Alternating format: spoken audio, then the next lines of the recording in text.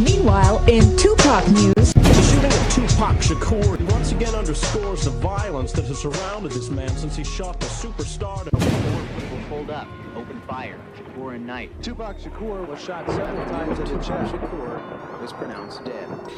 Machiavellianist, Illuminati, all through your body. The blows like a 12-gauge shot. Feel me? Next up, yo, I believe that's me. G-Rap, light up the mic for the symphony. Yo, murders and homicides, bottles of suicide, money, jewelry, living like a star. Cheese, doing some pickups, deliveries, transport keys. Yeah, they got me like a flunky. Suckers are clobber, because my town is full of cops and robbers. You're not promised tomorrow in this little shop for horror. Those are cheaters trying to beat us. We got hookers with heaters that'll straight pop and put more shells in your top than Adidas. Only Gab can do it like this. Yo, YouTube, what up? It's your homie Gab up in the building. And this is Machiavelli Media. Kool G Rap. Jen Connor. My man. Yo, I had never heard an MC as vicious or nastier with the wordplay or the flow than Kool G Rap. When all my friends was coming up talking about Rakim, or talk about Kane, or even Ice Cube, in the back of my mind, I was like, yeah, they nice, but they ain't no G-Rap. There ain't a 90s MC that's nice, that has any skill that wasn't influenced by Kool G Rap in some way, shape, or form. I don't know who he was influenced by, but if he was nice, he listened to some G-Rap somewhere. Now, my man Mouse Man told me that Tupac loved Kool G Rap. If you ever see the Tupac Resurrection movie, you knew that Tupac had in his, theme songs to his life or the soundtrack to his life, he had Kool G Rap's Rose the Riches on there. It was that real. G-Rap was that amazing. On the symphony, when people thought Kane couldn't be touched, lyrically, in my opinion, Kool G Rap outdid Big Daddy Kane on that. That's my opinion, but that's how I feel. Now, I don't claim to know everything about Tupac. Some of y'all teach me some things about Pac, straight up. Some of Tupac fans are the most knowledgeable people on the planet, and they gotta be, given the proper respect in that regard. So I don't know everything about Tupac, but I know a lot of things. And if I don't know, I can ask the people that was around Tupac. But I will tell you this. Tupac did not diss Kool G Rap on Against All Odds. I keep hearing that. I just did a 6-part series on this channel right here called Tupac Against All Odds. Check it out. I think it's very entertaining. I just shed some light on some of the subject matter Tupac talked about in the individuals that he put on blast surrounding the Quad studio shooting, right? And it's a part of the song what he say, when Tupac say, all these old rappers trying to advance, it's all over now, take it like a man. Looking like Larry Holmes, flabby and sick, trying to play a hate on my shit. You know what I mean? In the song right there, people believed he was talking about Kool G Rap. And let me be the first to say that could not be any further from the truth. First and foremost, in his ad-libs, he screamed out who he was talking about. Look at De La Soul. Flabby and sick, trying to play it. Looking like Larry Holmes, flabby and sick, trying to play it. Clear as day. He's talking about True Goy from De La Soul. True Goy was kind of pudgy, kind of heavy set, and his front tooth fell out.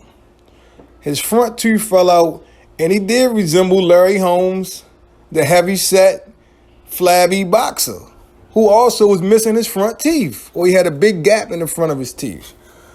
That's what Tupac was talking about. And I told you why. Because De La Soul and a lot of the book bag rappers was on a crusade against gangster rap or materialism rap.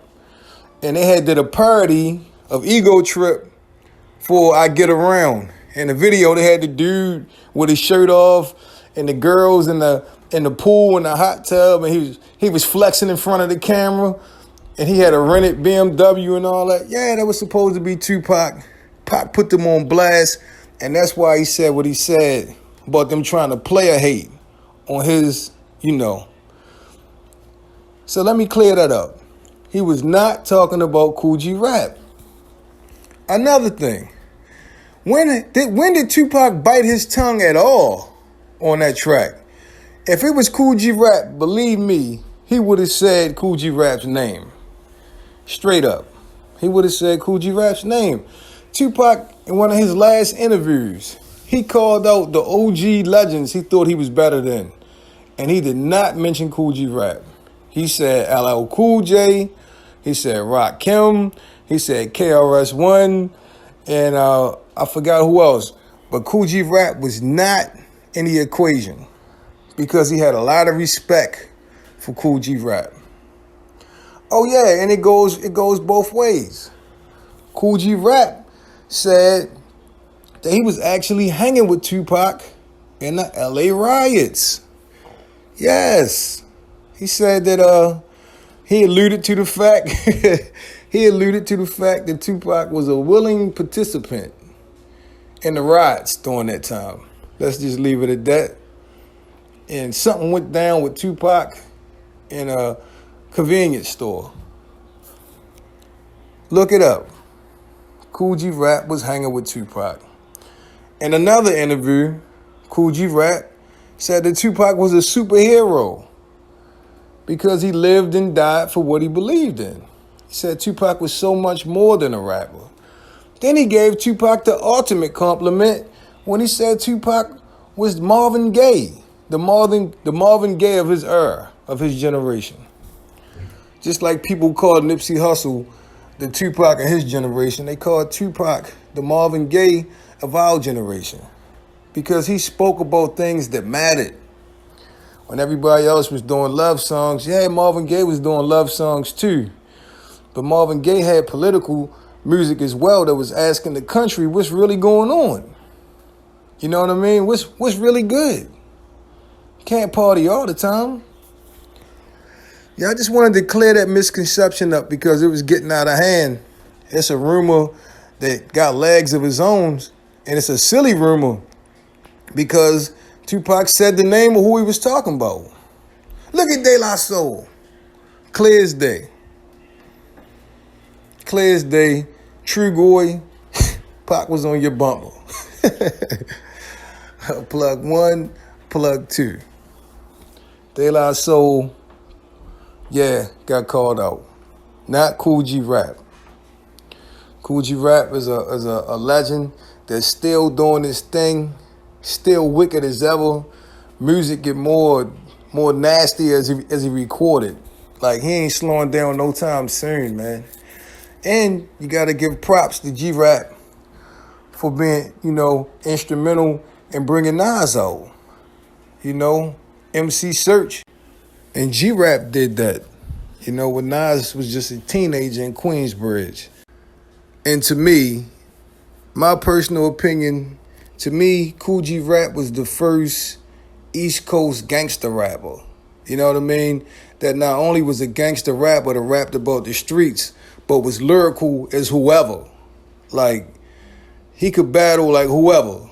LL, Kane, KRS-One, anybody could have got it.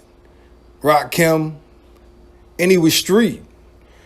And, his style, it always kept the trunk jewelry on, but he was the first I saw with the army jackets and the bucket hats and the hoodies, the Carhartt hoodies, and Champion hoodies and Carhartt jackets and all that. And it's like